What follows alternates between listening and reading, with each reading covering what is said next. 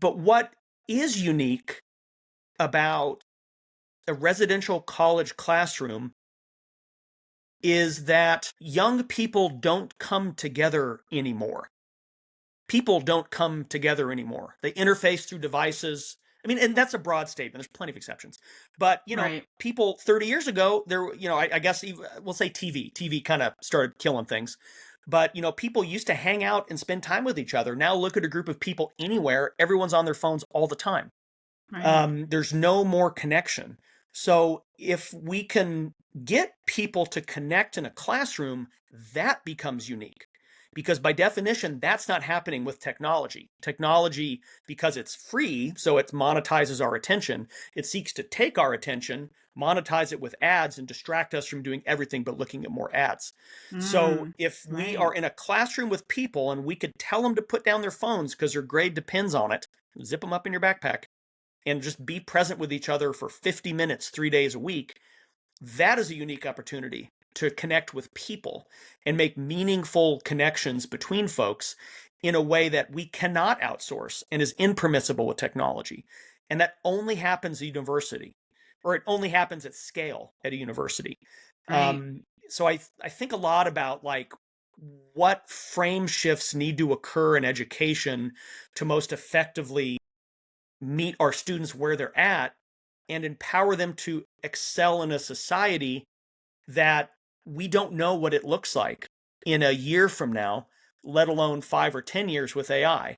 There's a couple hundred engineers in the world who know what's coming, and they're bound up in non-disclosure agreements and can't talk about what our world is going to be in a couple years with these tools they're making. They know what's coming. Everyone else is just kind of guessing. And I think the more we hammer home content on multiple choice exams and papers that students can use AI to iterate on and not develop their own thought or process, we're losing an opportunity to connect with people. Absolutely. I love that. Especially now with online learning becoming so predominant. I teach online classes, so I knew, well, I earned my second master's through an online university, online only. And Lou, one thing I did was I said when I was in that second master's, when I got my instructional design degree, I made a list of all the things if I ever taught that I would want to do. Now, the podcast wasn't a thing that I thought of at the time, but I thought I would want to meet with my students online, right? Through some type of platform, Zoom or something. I think Zoom was around in 2013. Find a way to connect with them and meet with them and just find ways to go beyond what the curriculum gives me. Because so many instructors online will just take the curriculum for what it is, what they're given, because with GCU, it is that way. It's given to us. We're not able to change the curriculum, but we can add to it. We can add our own flavor to it. And I take each class that I get when I get a class section for a particular course that I teach.